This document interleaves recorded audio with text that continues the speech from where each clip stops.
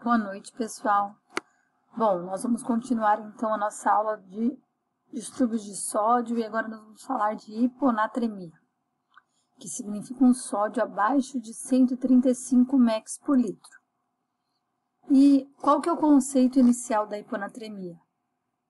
A gente fica na dúvida quando fala de sódio, se é realmente um déficit relativo no sódio ou se é um excesso de água. Provavelmente sempre será um excesso de água.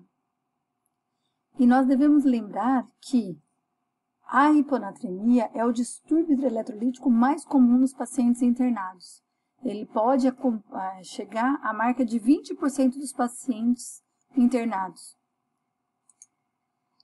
E a principal causa, então, como a gente já disse, é um estado de excesso de água em relação ao sódio. E ela vai ocorrer sempre que a ingesta de água livre excede a perda de água. Então, se eu tenho um rim funcionante normalmente, dificilmente eu vou ter uma hiponatremia. Se eu não tenho problema renal e eu acabo desenvolvendo hiponatremia, muito provavelmente é uma alteração do meu hormônio antidiurético que pode levar à reabsorção de água nos túbulos coletores. Agora eu vou falar dos tipos de hiponatremia. Então eu tenho as hiponatremias hipertônicas. E o que elas são? Eu tenho uma ação de outros agentes que induzem o fluxo da água em direção ao líquido extracelular. O que significa isso? Então eu tenho dois potes. Num pote, eu tenho muitas moléculas, como glicose. Então, eu tenho muitas moléculas e o número X de sódio. E num outro pote, eu tenho 2 vezes a molécula de glicose e o mesmo número X de sódio.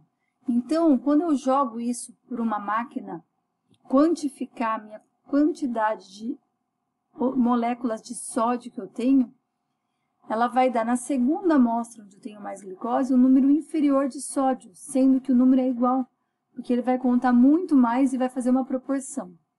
É claro que isso ocorre em máquinas antigas. As máquinas modernas hoje conseguem diferenciar pelo tamanho, pela carga, pelo tamanho e pela carga, o tipo de molécula que é, certo?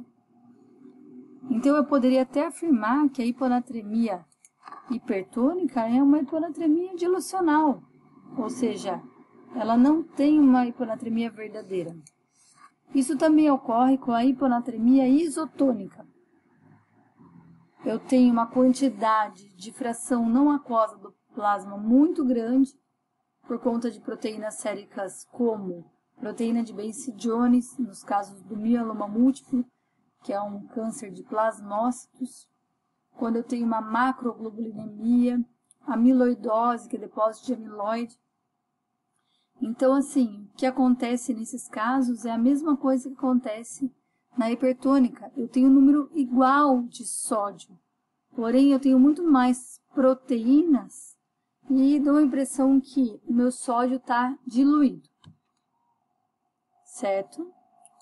Agora, nós vamos para hiponatremias hipotônicas, que são as principais. E elas vão se dividir em hipovolêmicas, normovolêmicas e hipervolêmicas.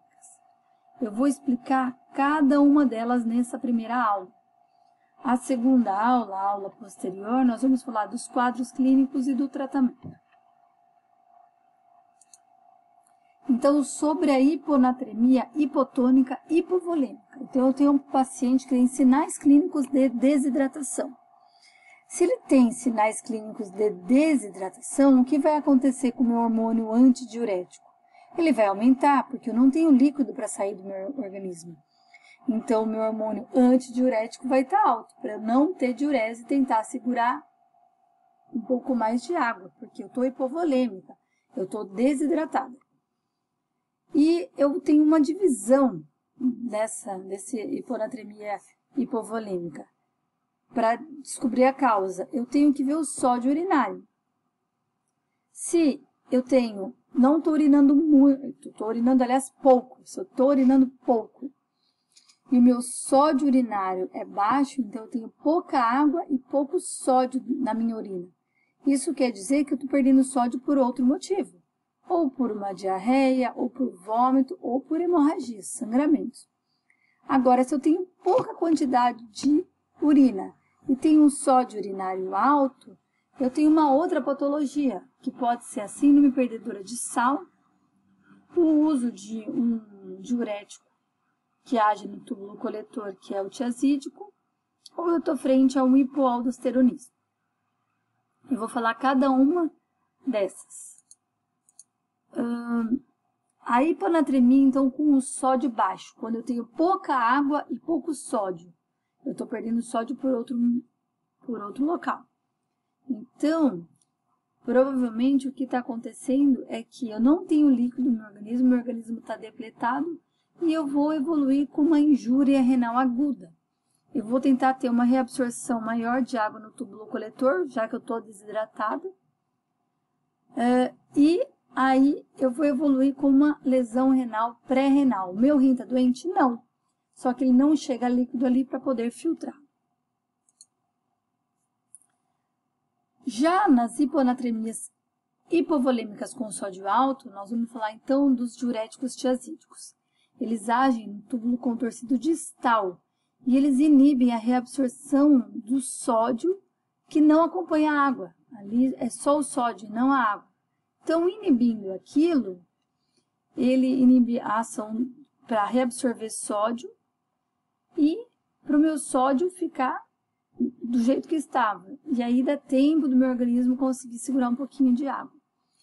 E ele também provoca uma hipersecreção da vasopressina, que é o hormônio antidiurético, certo? Já na síndrome perdedora de sal, é uma síndrome que ocorre quando eu tenho uma lesão cerebral recente, ou por um trauma, ou por uma cirurgia, ou por até uma infecção. Então, o que acontece? Eu vou ter uma ativação do meu sistema simpático, que vai liberar catecolaminas no meu organismo, produzindo hipertensão. E vai ter um aumento da filtração glomerular e da diurese. Então, eu vou ter uma grande diurese. Só que nesses pacientes, eu tenho clinicamente um quadro de desidratação. Eles são poliúricos, eles têm hipovolemia clínica, desidratação realmente. Então, eles podem estar taquicárdico, taquidispneico, com pele, com perfusão lentificada, desidratados nas mucosas, certo? E eu vou ter um aumento do hormônio antidiurético também, e vou ter uma fração de excreção e sódios altos. Então, quando eu falar de sódio, de hiponatremia, eu tenho que abrir uma chave, né? Se ela tem desidratação associada, ela é hipovolêmica. E aí eu posso pensar na síndrome perdedora de sal. Ela vai ser muito comparada com a síndrome inapropriada do hormônio antidiurético, que nós vamos falar a seguir. Porque as duas têm uma história recente de lesão cerebral. Falando só de uma diferença, que a síndrome perdedora de sal, clinicamente, ela é acompanhada de hipovolemia. A terceira causa de hiponatremia hipovolêmica com sódio urinário alto é o hipoaldosteronismo, que é uma deficiência na minha aldosterona, que produz um déficit na reabsorção do sódio, então eu tenho uma hipovolemia, um aumento do ADH e assim uma retenção de água, certo? Aqui eu não consigo reabsorver sódio e reabsorvo muita água. Bom, agora nós vamos para a segunda chave das hiponatremias hipotônicas. A primeira foi hipovolêmica, a segunda é hipervolêmica, quando eu tenho um sódio baixo, mas com aumento de água corporal no meu organismo. Isso vai provocar ascite, derrame pleural, pericárdio, anasarca. E quando que isso ocorre? O exemplo mais real dessas patologias são a insuficiência cardíaca, a cirrose, a insuficiência hepática, certo? São patologias que clinicamente, eu tenho um quadro de desidratação, mas o meu líquido está todo no terceiro espaço. Então, na ICC, na cirrose, eu tenho um hormônio antidiurético aumentado, eu não estou urinando o excesso de líquido. E na minha insuficiência renal, eu também posso evoluir com uma hiponatremia hipervolêmica, principalmente na síndrome nefrótica, que é onde eu perco muita proteína. Então, minha pressão oncótica dentro do meu organismo ela vai estar baixa. Quando a pressão oncótica está baixa, o meu líquido tende a extravasar por terceiro espaço, sendo que então eu vou ter um sódio baixo, mas eu tenho uma anasarca. E a hiponatremia normovolêmica? Bom, a hiponatremia normovolêmica ocorre por excesso de água livre em relação ao sódio, mas eu clinicamente estou bem, eu não tenho nenhuma alteração, eu estou euvolêmica. E aí, então, eu tenho uma das causas principais é a síndrome inapropriada do hormônio antidiurético, que pode ser induzida por drogas, pode ter uma produção ectópica no ADH, pode ser por mutações. Outra causa é a insuficiência suprarrenal, certo? Uma polidipsia primária, é um distúrbio neurológico, psiquiátrico, onde a pessoa começa a beber água sem parar. Cirurgia de ressecção transuretral de próstata. Neste caso, na cirurgia, eles usam um diluente, na verdade, para fazer uma lavagem vesical importante. Então, é uma cirurgia que ela é uma cirurgia um pouco mais agressiva e que eles usam um diluente para fazer uma lavagem e é uma grande quantidade, 8 a 10 litros. E aí acaba tendo um excesso de água em relação ao sódio. E o alcoolismo principalmente relacionado a bebedores de cerveja e não destilados. Na síndrome inapropriada do hormônio antidiurético, que é uma das principais patologias representadas pela hiponatremia normovolêmica. Então, eu tenho hiponatremia, eu tenho uma osmolaridade urinária elevada, mas eu estou euvolêmico. E o meu sódio urinário está alto, acima de 40 mEq, certo? Outra característica é que eu tenho uma hipoosmolaridade, mas isso é óbvio, porque eu tenho uma hiponatremia, então eu vou ter uma hipoosmolaridade. E eu tenho também uma baixa uricemia, ácido úrico baixo.